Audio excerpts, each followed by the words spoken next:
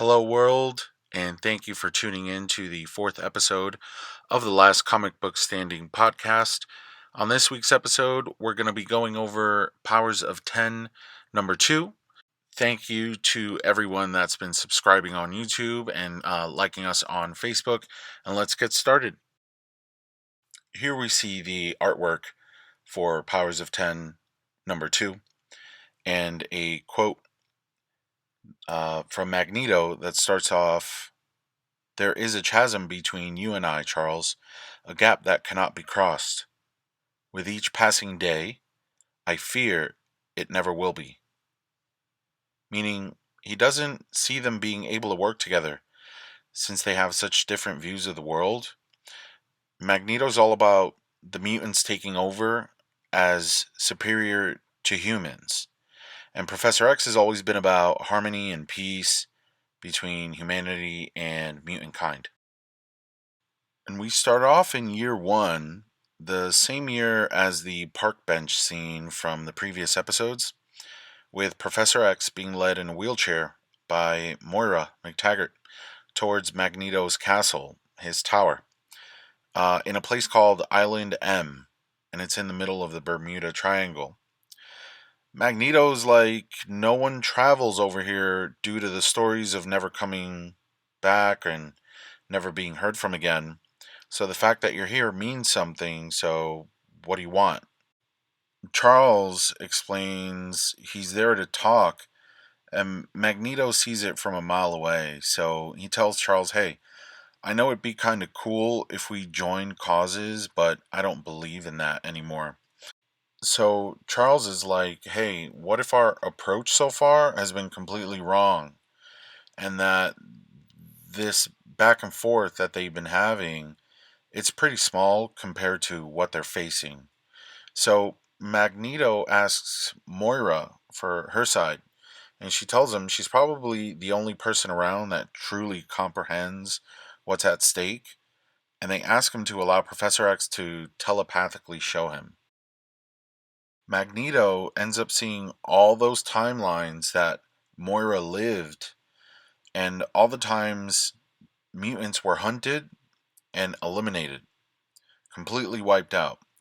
They tell him they're doing it to show him that working against each other, they're going to lose every single time. But together, they have a chance to survive.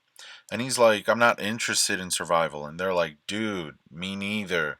We're now all about mutants as one and thriving. So let's do this. Trust us. And Magneto just lets them know he'll go along with it for now. He shakes his hand because of what he's seen. But the moment he detects anything shady, he's going to be there to take them out. So now the story moves on to year 10. It's in Krakoa Island. It's the future Professor X's lab, basically. So Professor X is showing Cyclops images of a Sentinel generator that creates other Sentinel generators. So it doesn't build mutant bounty hunter robots. It creates the robots that create mutant bounty hunter robots. It gets revealed that the information that Mystique was after when she was raiding that building with her two henchmen, Sabretooth and Toad, was information on a group of scientists that see all mutants as a threat and have united to destroy them all. And they've completed construction of this new master mold creator Sentinel robot. They give Cyclops the names of all the agencies that are involved. It's basically the equivalent of agencies like the CIA, SHIELD, etc. Here we see Professor X letting Cyclops know that they cannot allow that machine to come online and become operational because the technology is so advanced. They know it's going to result in more advanced Sentinels being created. So it's basically going to be how the Super Sentinel, Nimrod, gets ultimately created. And they're telling Cyclops, it's not going to be easy, man. You're going up against some pretty tough odds. And Cyclops is all, say no more. I'll take care of it. Now we're in year 100. Remember last issue we met Rasputin, who had recovered a thumb drive and it had information, and she escaped through a portal and she met up with Wolverine.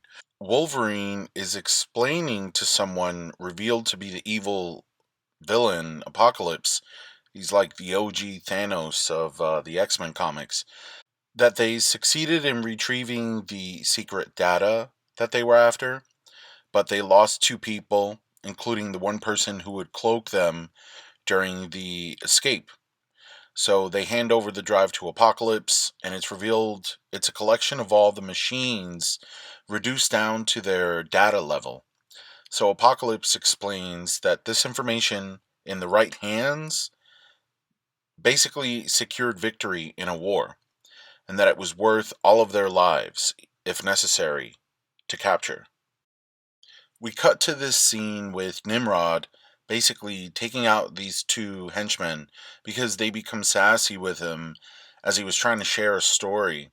And on a screen, we see Rasputin and her team as they were capturing that thumb drive before escaping back to Apocalypse, where they barely escaped alive. And Nimrod knows all about it and is wondering what it is exactly that they came for. And here we come back to the Apocalypse crew, where Rasputin and the team are discussing the information in the drive and how it'll take forever to decrypt and find what they're looking for. It's so much information, but suddenly they hit the jackpot. They find the info. It's basically the location of a file containing the blueprint for Nimrod. It's the Genesis file for that model Sentinel. Now all they have to do is break into the facility with the servers and take that data. So Wolverine's like, hey man, you want us to fight our way in, take what we're after, and fight our way out? You know we're all gonna die, right? And Apocalypse tells him, I always knew we'd never stop the machines or what's going to happen in the future because there's no way to avoid it. What I've always been curious about is why us? Is it to test mutants, see if we can survive? Because we're basically going to go in there, get what we need, and come back. And that's all because I'm going to lead you. The closing scene is 1,000 years into the future. We see a group gathered around future Nimrod, which is a flying drone now, and they seem to be summoning some sort of entity. And we're told that as civilizations reach a certain level of advancement, they attract galactic predators. Now, we're told that this planet they're on, called Nimbus, is basically being converted into a single intellect. So, one planet into a single consciousness. And we see these entities emerge that are calling themselves the Phalanx. And they take over planets that have reached intellect level and help in its expansion by consuming lesser intellects. So a fish that eats a fish that eats a fish, but just on an intelligence level. Like babushka dolls with the larger doll in control of every size doll inside it, and each level controlling what's within them accordingly. And that process of absorption is called ascension. And that's what they asked the Phalanx group for a merger, a union, ascension. And here we have a cool message from Stan Lee from February 1969 included. It says, okay, students, the subject of today's swinging seminar will be, where do you nuts get your ideas? That question is asked of yours truly at lectures, interviews, and bull sessions more often than any other. So let's kick it around for Marveldom Assembled. The point is, ideas are no problem. Here in the bullpen, we can't talk to each other for 5 minutes without coming up with a zillion new thoughts and angles. The big hang-up is getting the time to develop the ideas, to polish them, and refine them until we feel they'll have maximum impact, until we know they'll be an integral part of the ubiquitous Marvel universe. Everyone has ideas. You, I, the gang in the mailroom, even our competitors. Bless them. What really counts is what you do with them. We believe that almost any idea can be worthwhile if it's presented with integrity, taste, and imagination. For an idea is like a guitar. It doesn't mean a thing unless you know how to use it. Excelsior. Smiley. And the issue ends with a quote by Professor X. It says, "You must see by now there is no you and I. There is only us. We are together, or we are nothing." And we're left wondering what happens next. Did the Phalanx accept? Because if they reject your request, they basically kill you. They plant an intellectual virus. Will Apocalypse and his team, including Rasputin and Wolverine, succeed? Nimrod knows they're coming. Will Cyclops run into them as he's sent to prevent the Master Mold from going online? Remember, these are all happening in different timelines, some in the year 10, year 100, year 1000. Will Magneto and Charles working together finally prevent mutants from being completely destroyed in the war with machines? It's crazy. I can't wait to see what happens. Next week, House of X number 3 comes out.